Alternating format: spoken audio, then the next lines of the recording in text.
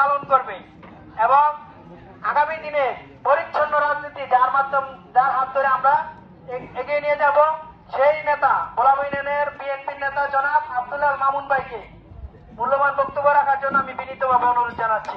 আসছেন আব্দুল মামুন ভাই।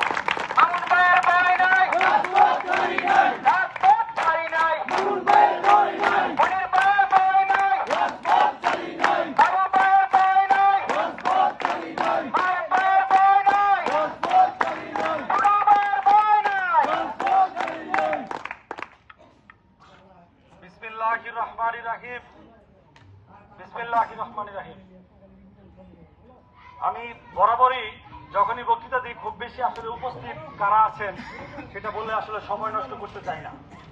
আসলে কথা বলার সময় খুব বেশি পাওয়া যায় না, তাই কথা বলতে ইচ্ছা করে এবং আমি যখন কথা বলতে থাকি আমার যারা সমর্থক আছে তারা কিছু মানুষ ভয়ে থাকে, আর যারা আমার বিরোধিতা করে সমালোচনা করে তারাও ভয়ে থাকে মুখ দিয়ে যেন কি বলে ফেলে। তো আমি তার আগে শুধু উপস্থিত আজকে এই 31 দফা বাস্তবায়নের লক্ষ্যে আমি ধন্যবাদ দিতে চাই ভোলা ইউনিয়ন বিএনপি এবং অঙ্গ সংগঠনের পক্ষ থেকে জাহিদুল ইসলাম বাবুকে।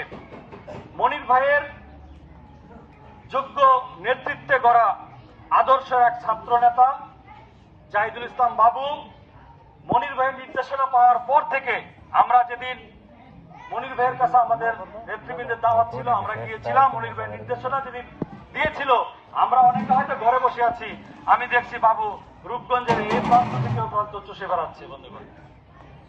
সেই জন্য বাবুকে আমাদের অন্তরে অন্তঃস্থল থেকে ধন্যবাদ জানাই, কারণ এই 31 দফা বাস্তবায়ন হলো বাংলাদেশের একটা মুক্তির লক্ষ্য।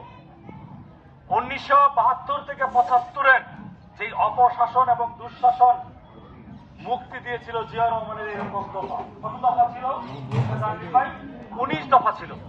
সেই 19 দফায় বাংলাদেশকে মুক্তির একটা জায়গায় নিয়ে এসেছিল। সেই থেকে আজও দেশের যে অপরণীয় ক্ষতি করেছে সেইটা বাস্তবায়ন যদি সেই সোনার বাংলাদেশ যদি করতে